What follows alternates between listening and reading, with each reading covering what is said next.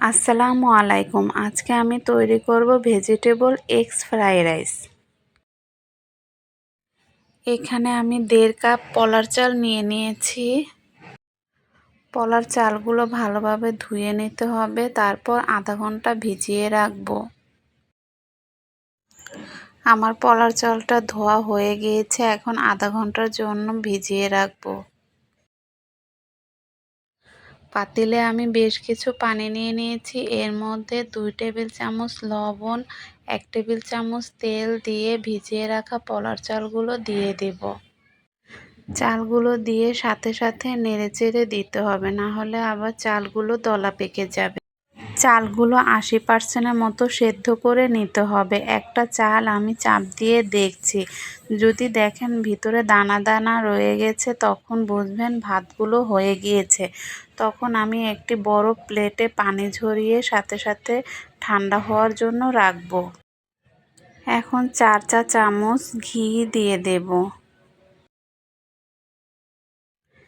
এখন 1 টেবিল চামচ রসুন কুচি দিয়ে হালকা ভেজে নেব।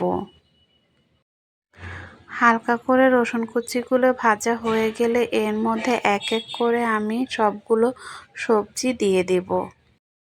এখন আমি আধা কাপ বরবটি কুচি দিয়ে দিলাম, কিছু পরিমাণে ক্যাপসিকামের ফালি দিয়ে দিলাম, আর সাথে কিছু পরিমাণে মাশরুমের ফালি দিয়ে নেড়েচেড়ে নিলাম।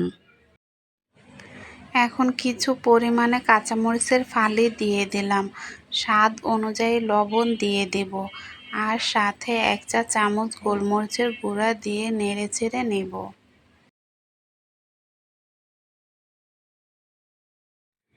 এখন সবজিগুলো এক পাশে নিয়ে এর মধ্যে অল্প পরিমাণে তেল দিয়ে আমি 2টা ডিম ভেঙে নেড়েচেড়ে নেব।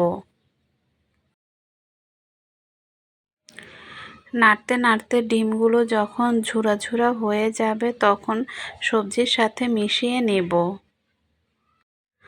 আপনারা এখানে আরও অনেক রকমের সবজি ব্যবহার করতে পারবেন। আমার ঘরে এই সবজিগুলো ছিল, তাই আমি এই সবজিগুলো দিয়েই ফ্রাই রাইস করলাম। এখন আমি সবজিগুলোর মধ্যে সেই রান্না করা রাখা রাইসগুলো দিয়ে নেড়েচেড়ে নেব। ব্যাস, আমার ভেজিটেবল এগস ফ্রাই রাইস তৈরি হয়ে গেছে। এখন পরিবেশনের পালা।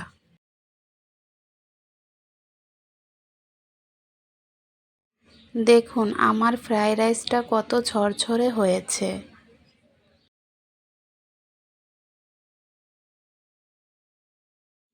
এতক্ষণ পর্যন্ত আমার ভিডিওটি দেখার জন্য সবাইকে অসংখ্য ধন্যবাদ।